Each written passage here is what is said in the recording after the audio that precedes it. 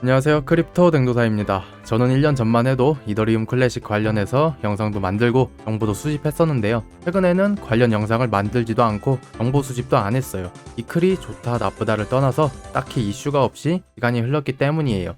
근데 이제는 이슈가 없더라도 슬슬 근황 점검도 하고 아직 살아있는 코인인지 확인도 해야 하는 시점 같아요. 이더리움 클래식의 근황이 궁금하신 분들은 영상 끝까지 시청해주시면 얻어갈 수 있는 정보가 있지 않을까 생각합니다. 고정 댓글에 댕도사와 파트너십을 진행하는 다양한 코인이 있는 해외 거래소 링크가 있으니까 참고 부탁드릴게요. 영상이 마음에 드신다면 구독, 좋아요, 댓글 부탁드립니다. 이제 이더리움 클래식의 근황을 알아볼 건데 본론으로 들어가기 전에 짧게 들으면 좋을 만한 이야기부터 하고 넘어갈게요.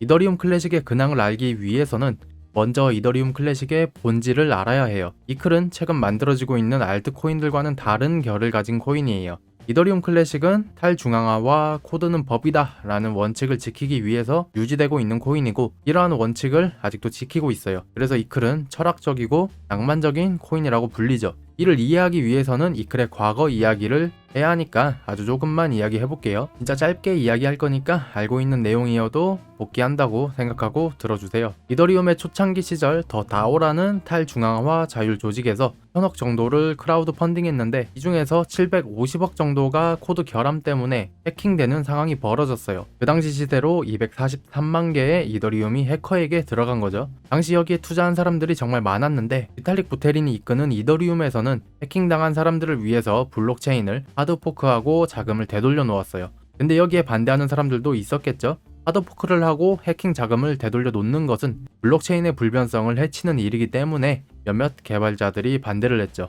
그리고 그 사람들이 원래의 이더리움 체인을 계속 유지시켰는데 이 체인이 바로 원래의 이더리움이자 현재는 이더리움 클래식으로 불리는 체인이에요. 이더리움 클래식의 개발자들과 지지자들은 원칙을 지킨다는 선택을 한 거죠. 낭만 있고 철학적인 느낌이 다분하죠. 이클의 과거와 본질은 이 정도만 이야기하고 이제 근황으로 넘어가 볼게요.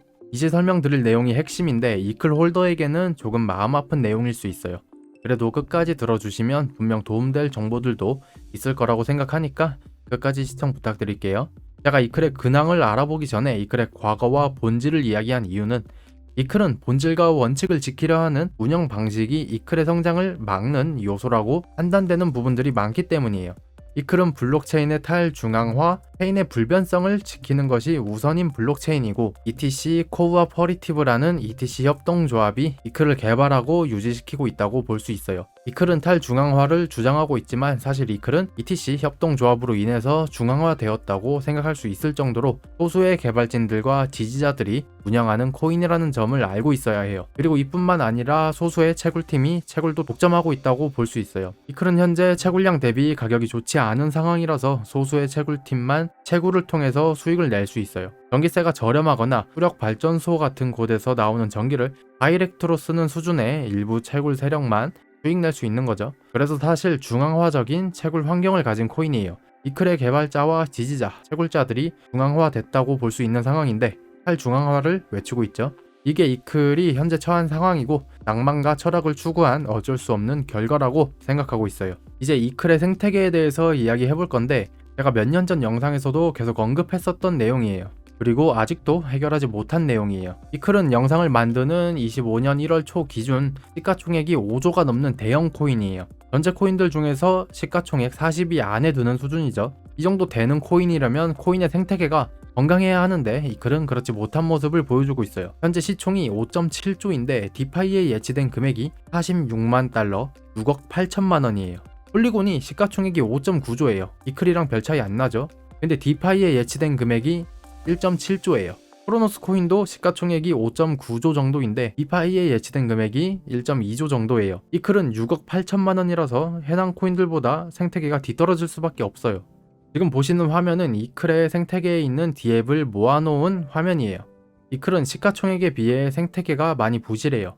디앱의 페이지가 두 번째 페이지밖에 없는 상황이고 해배 스왑이 가장 많이 쓰일 건데 해당 디앱도 다른 코인의 디앱만큼 거래량이 나오지는 않아요. 생태계가 부실하다는 것은 해당 코인을 사용해서 사용할 수 있는 것이 많이 없다는 거예요. 생태계만 봐도 이클을 사용해서 할 수 있는 것이 거의 없겠죠. 근데 이클은 어떻게 시가총액을 유지할 수 있을까요? 답은 큰 틀로 봤을 때 두 가지가 있어요. 거래소에서의 거래, 그리고 채굴. 이클은 거래소에서 투기적인 목적으로 많이 거래되고 있고 보유자들도 많아요. 그리고 채굴 코인 중에서도 시총이 높은 편이죠. 채굴 코인들 중에서 인지도가 있는 코인들은 성능이 안 좋고 비전이 없어도 채굴과 거래를 통해서 만들어지는 유동성으로 인해서 억지로 가격이 형성돼요. 대표적인 코인으로는 비트코인 골드를 이야기할 수 있죠. 저는 전에도 영상을 통해서 비트코인 골드는 전기를 돈으로 바꾸는 시스템만 보유한 코인이라고 평가를 했고 아직도 그 관점은 변하지 않았어요.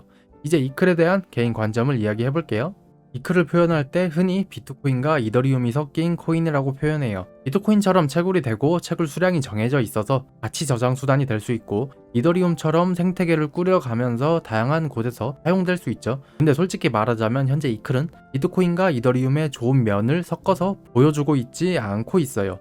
중고 채굴기와 성능이 안 좋은 채굴기로도 채굴할 수 있지만 생산성 안 좋은 채굴 코인이고 이러한 점 때문에 채굴하는 채굴자들도 한정됐다고 볼 수 있고 이더리움은커녕 이클보다 시총이 낮은 코인들보다도 생태계가 부실해요. 비트와 이더의 장점을 섞은 코인이라고 표현하지만 실제는 그렇지 않다는 점을 충분히 인지하고 계셔야 해요. 이클에 대해서 악담만 퍼부은 것 같은데 저는 이클의 안티가 아니라 오히려 지지자에 가까운 사람이에요. 지지자라고 무조건 좋은 미래만 이야기해서는 안 되고 특히 유튜버는 더욱 그러면 안 되죠. 이제 이클의 긍정적일 수 있는 관점을 이야기해 볼 건데 뇌피셜이 많이 들어갔으니 참고만 하셔야 해요. 이클이 현재 문제점만 있는 코인은 아니에요. 인지도가 있고 마니아층이 있는 코인이에요. 그래서 가치 저장 수단으로서의 기능을 현재는 못하고 있지만 추후에 할 수 있는 확률이 있죠. 물론 그 확률은 높은 편이 아니에요. 생태계도 개발 인력과 자금이 충분히 들어가면 변할 수 있는 것이라 판단할 수 있죠. 물론 좀비 블록체인이라는 평가를 듣는 코인이기에 이클에 대한 인식이 바뀌어야만 가능하죠. 그리고 이클의 보유자 중 한국인이 많고 한국계 거래소에서 대부분의 거래량을 담당했어서 김치코인이라고도 부를 수 있었지만 현재는 상황이 바뀌었어요.